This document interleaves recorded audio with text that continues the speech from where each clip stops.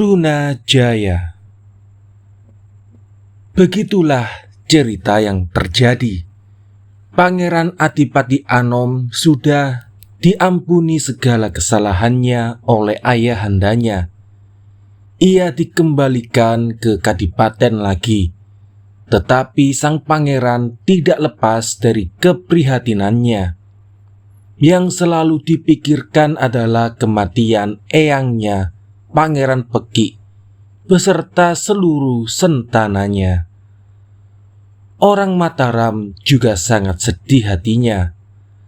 Para sentana dan para bupati mendesak kepada Pangeran Adipati agar menjadi raja yang membuat tentram seluruh Mataram. Pangeran Adipati semakin bingung. Di dalam batinnya muncul gagasan, seumpama saya menundukkan ayahanda, malu di mata negara-negara lain. Jika aku tidak segera menggantikan menjadi raja, semakin rusak negara Mataram. Ia lalu berpikir mencari orang yang akan dijadikan alat dalam rangka untuk membedah Mataram. Pangeran kemudian teringat kepada eyangnya, Panembahan di Kajoran. Dalam benak terbetik pikiran, selain eyang di Kajoran, siapa lagi yang bisa aku minta untuk membedah Mataram? Beliau adalah seorang pertapa yang sakti. Pikiranku rasanya tepat jika ia saya jadikan kedok. Pangeran Adipati lalu memanggil abdinya, 3 orang lurah bernama Pranataka, Ki Sumendi, Andakara. Pangeran Adipati berkata, "Kalian bertiga pergilah ke Kajoran. Suratku ini sampaikan ke Eyang Kajoran. Selain surat ini, pesanku kepadamu, ajaklah Eyang bersama kalian datang ke kadipaten."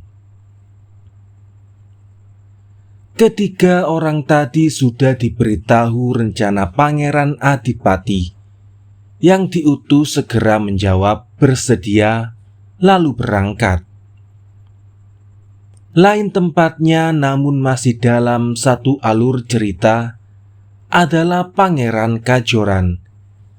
Dia terkenal kesaktiannya serta kuat tapanya. Ia punya menantu orang dari Sampang yang bernama Raden Trunajaya. Ayahnya Demang Malaya di Sampang, Madura. Saudara tua sang Adipati Cakraningrat di Sampang juga. Ki Demang Malaya meninggal ketika berperang dengan Pangeran Alit. Sepeninggal ayahnya, Trunajaya masih kanak-kanak. Kedudukan Ki Demang Malaya diganti adiknya yang bernama Cakraningrat tadi. Trunajaya ikut pamannya itu. Setelah dewasa diusir pamannya, dituduh mencintai putranya sang Adipati Cakraningrat, malah akan dibunuh. Ia dapat selamat karena disembunyikan oleh orang Sampang, sebab banyak yang sayang kepadanya. Trunajaya lalu ingin mengabdi kepada Pangeran Adipati Anom, tetapi tidak dapat menemukan jalan. Orang-orang di kadipaten semua dipengaruhi oleh Ki Cakraningrat, supaya Trunajaya tidak diterima oleh Kanjeng Adipati Anom. Trunajaya lalu menggembara kemana-mana, sampailah di Kajoran. Pangeran Kajoran sangat sayang padanya, lalu dijadikan menantunya, serta sangat dimanjakan dalam segala hal. Pangeran tahu bahwa Trunajaya kelak akan menjadi prajurit besar, dapat menggemparkan seluruh tanah Jawa. Pada waktu itu Pangeran Kajoran sedang duduk di rumahnya. Ia terkejut melihat datangnya utusan dari Pangeran Adipati Anom yang menyampaikan pesan. Surat lalu diterima dan dibaca. Isi surat menyatakan kalau Pangeran Kajoran dipanggil Pangeran Adipati Anom. Pangeran berangkat ke Kadipaten bersama utusan. Demikian Trunajaya juga ikut mertuanya itu. Setibanya di Mataram sudah berjumpa dengan Pangeran Adipati Anom. Dipersilakan duduk di dalam. Pangeran Adipati berkata, "Eyang, saya mohon datang di Kadipaten karena bingung hati saya, serta khawatir. Berhubung sekarang orang di Mataram sedih hatinya. Ayahanda Kanjeng Sultan sekarang berubah. Segala tindak tanduknya tidak seperti dahulu. Ia selalu menerapkan kebijakan-kebijakan aneh, membuat rusuh sendi-sendi kehidupan orang di seluruh negeri. Para bupati dan sentana mendesak saya supaya menjadi raja menggantikan ayahanda. Eyang, jika saya lalu melengsarkan kuasa ayahanda, betapa buruk komentar orang yang tidak senang pada saya. Jika saya tidak segera bertindak, suasana Mataram keburu rusak semua. Jadi sekarang, yang menjadi kesimpulan dalam pikiran saya, Eyang, akan saya mohon jadi kepanjangan tangan saya membedah negara Mataram, di mana tempat berkumpul untuk mengumpulkan prajurit besar-besaran, terserah Eyang. Adapun tentang biaya perang serta semua perlengkapan dan senjata, saya yang menyediakan." Pangeran Kajoran berkata, "Nger, yang jadi kehendakmu itu saya keberatan, karena saya sudah tua dan takut dengan Sang Nata. Lagi pula kehendakmu itu tidak baik, sebab dapat dikatakan GG mongso. Menurut saran saya lebih baik bersabarlah. Demikianlah kelak jika Sang Prabu sudah tiada, pasti angger Pangeran Adipati yang mengganti." Banyak sekali nasihat dari Pangeran Kajoran, tetapi keinginan Pangeran Adipati tidak dapat dicegah. Kata Pangeran Kajoran, "Jika angger Pangeran bersikeras, saran saya mencari wakil saja. Saya punya wakil, yaitu menantu saya yang bernama Trunajaya, anaknya Demang Malaya dari Sampang Madura, yang sudah meninggal. Ia kiranya dapat melaksanakan yang menjadi rencanamu, serta mampu membangun prajurit besar di Madura. Sekarang Trunajaya ikut saya." Pangeran sangat gembira mendengarnya. Lalu dipanggillah Trunajaya masuk ke dalam rumah Kadipaten. Setibanya di hadapan Pangeran Adipati lalu bersujud. Pangeran tertarik hatinya melihat Trunajaya. Pangeran Kajoran berkata kepada Trunajaya, "Kuluk, kamu dipanggil Nger Pangeran Adipati. Kamu ibaratnya mau dijadikan wayang supaya bisa membedah Mataram. Jika tidak baik nasibmu, kamu bisa mati. Tetapi jika berhasil, akan jadi lain lakon hidupmu selanjutnya. Bagaimana? Apa kamu sanggup? Trunajaya unjuk atur. Saya siap melaksanakan, meskipun sampai mati, hancur bercampur tanah. Jika melaksanakan perintah Gusti, saya tak bergeming. Pangeran Adipati mendengar kesediaan Raden Trunajaya begitu senang hatinya. Katanya, "Trunajaya, negara di Sampang aku serahkan kepadamu. Aturlah semua orang di seluruh tanah Madura. Cegahlah jika ada yang seba, menghadap dan membayar upeti ke Mataram. Bupatinya biarlah tinggal sendiri di Mataram. Jika sudah tegak balamu, segera tundukkan orang di tanah pesisiran dan mancanegari semua. Jika ada yang membandel, gempur dengan peperangan, tetapi pesanku, kamu harus rapat-rapat menyimpan rahasia ini. Jangan sampai tersingkap oleh siapapun. Kelak jika Mataram sudah berhasil dibedah, segeralah datang menghadapku. Jika aku sudah menjadi raja, maka segala kuasa tata pemerintahan negara, untung malang nasibnya orang di seluruh negara Mataram, sepenuhnya kuserahkan padamu. Aku sebagai lambang raja saja." Raden Trunajaya dengan semangat menyatakan bersedia. Pangeran lalu memberi uang, pakaian, senjata, serta perlengkapan perang lainnya dalam jumlah sangat besar. Pangeran Trunajaya lalu lengser kembali pulang ke Kajoran, lalu berkemas membuat rencana.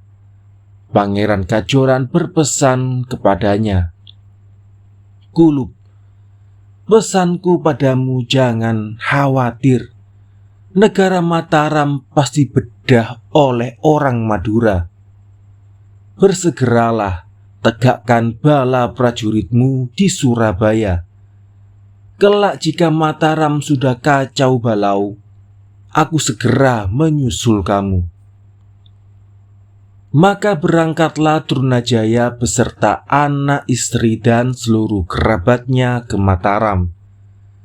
Setibanya di Sampang, orang Madura datang menyambutnya dengan senang hati. Gusti sesembahan mereka sudah kembali. Semua orang seurut pesisir Madura seluruhnya sujud semua, tak ada yang balelo. Barisan Trunajaya semakin besar dan kuat. Pada suatu hari, waktu itu ada pelarian orang dari Makassar, sejumlah 2.000 orang. Pimpinannya bernama Kraeng Galengsong.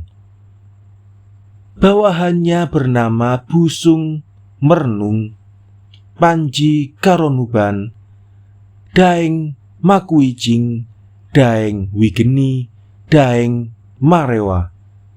Mereka datang ke tanah Jawa di Pajarakan, lalu menjarah. Ulahnya mengerikan. Di Pajarakan dan sekitarnya habis dijarah. Dusun yang terletak di sepanjang pesisir lalu dirusak dan dibajak. Orang di Demung dan Pajarakan geger, mengungsi kemana-mana. Kraeng Galengsong beserta gerombolannya menduduki kota Demung. Orang yang ada di sana tidak ada yang berani melawan, sebab bupatinya ada di Mataram. Sesepuh di Pajarakan, Demung lari ke Mataram melaporkan peristiwa itu. Kanjeng Sultan memerintahkan Tumenggung Darunayuda di Pasuruan untuk memukul orang Makassar yang ada di Demung. bersama dengan pasukan dari mancanegari semua, yang menjadi pimpinan prajuritnya Raden Panji Karsula dan para bupati mancanegari. Sang Nata memberi perintah lagi kepada abdi lelurah Sarageni bernama Ngabehi Mangsadipa. Mangsadipa, kamu saya beri negara Jepara. Segera pergilah ke Jepara dan anak-anakmu, si Jagapati, Jaga Menggala, Wiragati, Tanu Menggala, supaya dibawa semua. Dan kamu bawa Mangunegara untuk ikut berjaga-jaga di Jepara. Meriam-meriam saya yang bernama Guntur Geni, si Gulu, dan si Kumbarawi, kamu siagakan untuk melindungi Jepara. Pesanku, tingkatkan kewaspadaanmu di sana. Mereka lalu berangkat. Ganti cerita. Senapati Raden Pandi Karsula serta para bupati mancanegari sampai di Japan. Bersiap-siap di situ. Raden Panji Karsula adalah orang dari Japan, mengabdi di Mataram, dan sekarang Japan diberikan kepadanya. Setelah selesai persiapannya lalu berangkat. Pasukan dibagi 3. Ki Dharma Yuda jadi kekuatan sayap kanan didukung oleh separuh prajurit mancanegari. Ki Angga Jaya di sebelah kiri beserta sisa dari prajurit mancanegari, dan Raden Panji Karsula yang jadi dada diikuti prajurit-prajurit Mataram. Barisan sudah menginjak batas kota Demung. Kraing Galengsong sudah tahu akan diserang prajurit utusan Mataram yang jumlahnya tak terhingga. Orang Makassar sudah sepakat bertempur sampai mati bersama. Mereka siap berlindung di dalam benteng. Tidak lama kemudian barisan dari Mataram datang. Orang Makassar melawan sebentar, lalu lari ke hutan. Orang Mataram akan menjara benteng, tetapi Panji Karsula melarang, sebab hari sudah menjelang malam. Bala Mataram lalu beristirahat, tersebar di tengah alun-alun. Orang Mataram itu lengah. Di malam saat mereka nyenyak tidur, senjata-senjata diletakkan begitu saja. Kapal dilepasi. Setelah lepas malam, orang Makassar mengendap-endap datang dengan senjata, berjumlah sekitar 400 orang. Mereka mengamuk serta berteriak-teriak mengerikan. Orang Mataram sangat terkejut, bingung, lari berhamburan. Banyak yang tewas oleh orang Makassar, bahkan oleh teman sendiri. Bubar maut, berebut hidup sendiri-sendiri. Waktu fajar orang Mataram sudah habis. Tinggal mayat-mayat saja bergelimpangan tersebar di tengah alun-alun. Orang Makassar senang sekali menemukan barang dan senjata. Raden Panji Karsula lari ke Japan sendirian saja. Di sana ia sakit, lalu meninggal. Orang Makassar itu lalu mendesak masuk ke wilayah kekuasaan mancanegari, di mana tanah yang dilalui mereka takluk, tidak ada yang berani melawan. Orang di Kediri, ke timur sampai Prabalingga, Blambangan sudah takluk semua kepada Kraing Galengsong. Sekarang prajuritnya semakin tambah besar dengan orang-orang yang berhasil ditaklukkannya. Sudah terkenal di negara Mataram dan sudah dilaporkan kepada Sang Prabu. Juga bahwa Panji Karsula kalah perangnya serta sudah meninggal Sang Nata lalu memberi perintah kepada Raden Prawira Taruna supaya menumpas orang yang ada di Demung. Katanya dengan keras, "Prawira Taruna, pergilah ke Demung. Orang Makassar tumpaskan semua. Orang pesisir kerahkan semua. Adulah untuk berperang. Demikian pula orang Belanda yang ada di Jepara, ajaklah semua. Jika tidak mau, usirlah dari situ. Jika Mbalelo, tumpaslah. Selidikilah orang Mataram yang tidak mau menghadap ke Mataram. Ki Wirabumi, Wirawangsa, dan Pulang Jiwa sudah saya perintahkan untuk mengikuti kamu semua." Yang diperintah siap melaksanakan karena berjanji akan berkumpul di Jepara.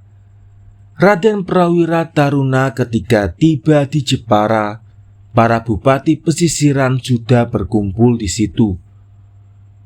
Dari Tegal ke timur sampai di Tuban, para bupatinya sudah berkumpul di situ. Mereka lalu menyiapkan kapal. Pelabuhan Jepara penuh. Ki Wangsa Dipa di Jepara begitu hangat menyambut para bupati dan Prawira Taruna. Raden Prawira Taruna lalu memanggil kompeni yang ada di situ. Jumlah cuma 1 brigada. Pemimpinnya bernama Kapten Dulgup, seorang sersan bernama Ondrop, dan seorang juru tulis. Hanya itu yang dipanggil. Setibanya di hadapan Raden Prawira Taruna lalu diperintahkan untuk ikut perang. Kalau tidak mau supaya pergi dari Jepara, supaya tidak membuat kekhawatiran di hati. Belanda bersedia melaksanakan sebab mereka sudah lama ingin dipanggil Sang Prabu, diadu perang dengan musuh. Raden Prawira mendengar kesanggupan orang kompeni sangat gembira. Sesudah siap semuanya, para bupati beserta balanya sudah siap naik kapal. Kapal bermacam warna. Mereka lalu menggelar layar, menarik sau, bergeraklah dari sana. Jalannya kapal tersebar, sangat indah dipandang mata, serta memakai tanda bendera sendiri-sendiri. Ujung Surabaya sudah kelihatan, kapal lalu merapat. Raden Prawira Tama dan para bupati turun dari kapal, naik darat menuju Surabaya. Mesanggrah di situ, Raden Prawira Taruna sudah mendengar berita orang Madura tidak mau menghadap ke Mataram karena dicegah oleh Trunajaya. Raden Prawira Taruna lalu mengirimkan utusan ke Madura juga dengan surat. Pada waktu itu Raden Trunajaya baru datang dari Demung untuk bertemu dengan Kraeng Galengsong. Sepakat akan membantu membedah Mataram. Lalu datanglah utusan Prawira Taruna menyampaikan tujuannya. Maka dengan alasan itu ia berkata kepada utusan, "Kisanak, sampaikan kepada Eyang Prawira Taruna, saya tidak merasa melarang orang Madura untuk menghadap ke Mataram. Itu adalah kehendak mereka sendiri. Jika sekarang ada perintah semua orang harus menghadap, nanti saya kumpulkan. Jika sudah berkumpul semua, saya perintahkan ke Surabaya. Tetapi saya tidak ikut sebab baru sakit. Pergilah dahulu ke Surabaya." Utusan itu lalu dijamu, diberi pakaian, dan diberi sangu uang. Ia kembali ke Surabaya. Hasilnya sudah dilaporkan kepada Raden Prawira Taruna. Raden Prawira Taruna merasa jika perintahnya dianggap enteng saja. Hal itu oleh Prawira Taruna dianggap mudah, bisa dibereskan kalau orang Makassar sudah pergi. Urusan Madura belakangan saja. Raden Prawira Taruna lalu memberi perintah, berangkatlah ke Demung. Para bupati dan balanya sudah naik kapal, mengembangkan layar, serta membunyikan meriam. Iring-iringan kapal sudah sampai di Panarukan. Para bupati jadi sangat berhati-hati. Kapal-kapal mulai dirapatkan ke pantai. Kraeng Galengsong yang ada di Demung sudah tahu kalau barisan Mataram datang. Ia sudah memerintahkan untuk berhati-hati dan orang taklukan supaya berbaris jauh di belakang. Yang akan menghadapi lawan orang Makassar saja. Setelah siap, mereka berbaris menuju ke pantai. Prajurit lalu naik ke darat dari kapal dan berbaris di bibir pantai, menunggu barisan dari bala pesisiran yang belum datang. Orang Makassar datang menerjang sambil memekik-mekik. Bala Mataram menghujani dengan berbagai senjata. Tetapi orang Makassar tidak takut menyusup ke tengah-tengah asap mesiu. Mereka mengamuk menggunakan lembing, towok, tuwin, cundrik. Orang Mataram banyak yang tewas. Pemimpin prajurit Mataram ikut terjun ke dalam medan peperangan. Raden Prawira Taruna naik kuda yang diiringi para pengawal 40 orang ikut mengamuk. Orang Makassar banyak yang diterjang, banyak yang mati. Tetapi yang masih hidup tidak takut. Mayat-mayat itu diinjak-injak saja. Tangkas terampil tarungnya. Pengawal Prawira sudah tewas semua. Bala-bala lain juga banyak yang mati. Raden Prawira Taruna terluka. Bala Mataram yang masih hidup sangat giris, lalu lari ke tepi pantai berebut naik kapal. Karena terlalu penuh, kapalnya tenggelam. Raden Prawira Taruna masih di pantai, belum naik kapal, serta berbicara keras. Orang Mataram, bersabarlah kalian naik kapal. Saya masih menunggu. Jika perangku ini nanti kalah, negara Mataram pasti bedah. Aku lebih baik mati dahulu. Ayo mengamuk lagi. Lalu ada orang Makassar datang. Raden Prawira Taruna dikerubut orang Makassar, mati. Akan dipotong lehernya, namun ditolong orang kompeni Ambon, Ternate naik ke darat dari kapal. Mereka lalu memberondong orang Makassar. Peluru seperti hujan gerimis. Orang Makassar banyak yang meninggal. Yang masih hidup berlari menyelamatkan diri. Jenazah Raden Prawira Taruna sudah dibawa ke kapal dan dimasukkan ke peti mati, lalu dibawa pulang ke Mataram. Pemimpin prajurit Mataram ada yang mengungsi ke Sungai Paiton. Orang-orangnya naik ke daratan dengan mengendap-endap tanpa diketahui. Tetapi orang Makassar berhasil membakar kapal mereka. Senjata dan bekal mereka habis terbakar semua. Orang Mataram lari, tak tahu arah lagi. Alkisah menurut cerita jenazah Pangeran Prawira Taruna setibanya di Mataram membuat orang seluruh negeri terguncang perasaannya serta terharu hatinya. Apalagi bagi keluarga yang ditinggal mati suami dan saudaranya. Gemuruh tangis mereka. Para putra, sentana, bupati, menteri, maupun para andalan perang sudah lengkap sowan semua.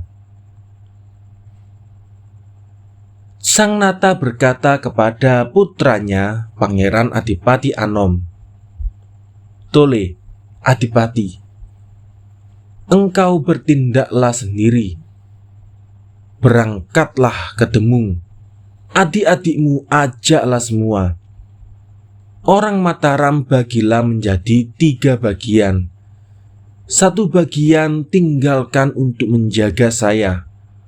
Orang pesisir kerahkan semua. Adulah untuk berperang. Negara Madura segera remukkan. Si Trunajaya bunuhlah, karena dialah yang mulai membuat perang. Adipati Cakraningrat bawalah, supaya orang Madura ingat bahwa dialah gustinya yang lama." Sang Prabu kembali berkata kepada Pangeran Purbaya, "Uwa Purbaya, ikutlah untuk menjadi tetua perjalanan. Bimbinglah cucu Anda." Panembahan bersedia serta bersiap-siap. Semua orang di seluruh negara bersiaga.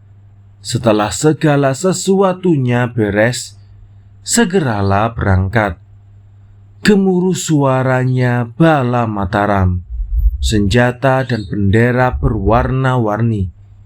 Para pangeran semua naik kuda. Perjalanan tergolong-golong sesuai pangkat, mengalir seperti air keluar dari liang. Gebiar pakaian, kelebat bendera ibarat bunga setaman. Sungguh luar biasa besarnya barisan. Perjalanan sudah sampai di Jepara. Sang Pangeran Adipati lalu maku serta mengistirahatkan para prajurit. Para bupati pesisiran mulai dari Tegal ke timur sampai di Pati juga sudah datang bersama balanya. Bupati di Lasem, Rembang ke timur sudah ditundukkan oleh Trunajaya dan Kraeng Galengsong. Pangeran Adipati sudah mendengar berita jika Trunajaya sudah banyak takluknya. Besar bala prajuritnya yang bersekutu dengan Kraeng Galengsong di Makassar. Di dalam hatinya, Pangeran Adipati selalu memuji Trunajaya. Perang ini hanya sandiwara saja. Di dalam batinnya, jika usahanya bersekutu jangan ketahuan oleh ayahanda. Tetapi Pangeran Adipati rupanya belum tahu jika sebenarnya Trunajaya telah ingkar janji. Trunajaya setelah memiliki bala yang besar, lupa dengan teman sekutunya. Ia berniat menjadi raja sendiri. Pikirkan Pangeran Dipati, Trunajaya tidak mungkin mau menjadi raja sendiri. Pangeran Adipati lalu memerintahkan bala prajurit bergerak mendesak kubu pertahanan musuh. Ki Wangsa Dipa di Jepara serta orang kompeni ditinggalkan untuk menjaga di Jepara. Arah perjalanan Pangeran Adipati menyusur pantai ke timur. Peluang perang dimulai di kapal melalui laut. Gerak prajurit Mataram sudah semakin berniat memantapkan kesediaan pengabdiannya karena senopati perang adalah rajanya sendiri.